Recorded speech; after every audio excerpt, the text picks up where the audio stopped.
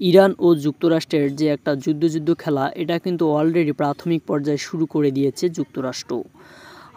ইয়েমেনের হুতি সম্প্রদায় যারা রয়েছে সশস্ত্র বাহিনী, এই ইয়েমেনের সানা পর্যন্ত তারা বেশ কিছু ইয়েমেনের জায়গা দখল করে একটা সরকার বা তাদের একটা সামরিক শাসন যে রয়েছে সেই শাসনটা তারা প্রচলিত নিয়মে চালিয়ে যাচ্ছে। আর তারা কিন্তু প্যালেস্টাইনের যে মানুষ রয়েছে সেই প্যালেস্টাইনের মানুষের পক্ষে তারা প্রতিনিয়ত ইসরায়েল এবং যুক্তরাষ্ট্রের যে কার্গো বা যে জাহাজগুলো রয়েছে সেগুলোতে কিন্তু প্রতিনিয়ত হামলা করেই চলছে।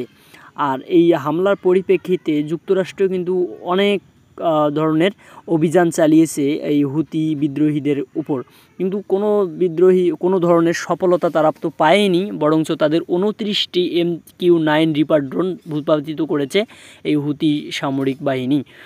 আর এখন যে ইসরায়েল রয়েছে, ইসরায়েলের সাথে যুক্তরাষ্ট্র একটি কঠিন পরামর্শের মাধ্যমে ইরানকে ধরাশায়ী করার জন্য তার যে পক্ষী বাহিনী, ইরানের যে পক্ষী বাহিনীগুলো রয়েছে এই পক্ষী বাহিনীগুলোকে প্রথমে কিন্তু টার্গেট করেছে যুক্তরাষ্ট্র। আর এই টার্গেটকে প্রথমেই লক্ষ্যবস্তু করার জন্য সৌদি আরবে ট্রাম্প প্রশাসনের একটা ইউনিট যায়। আর এই ইউনিট গিয়ে ট্রাম্প প্রশাসনের সাথে সৌদির যে একটা পলিটিক্স সেই পলিটিক্সটা বোঝাপড়া হয় যে আমরা আপনাদেরকে এই মধ্যপ্রাচ্যের একটা লিডারশিপ দিব আর আপনারা কিন্তু আমাদের কিছু সহায়তা করুন।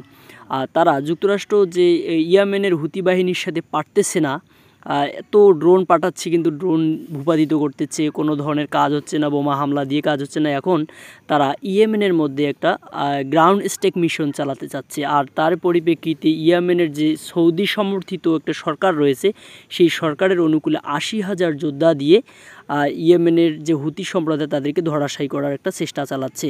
এভাবেই কিন্তু শুরু হয়ে গেছে প্রাথমিক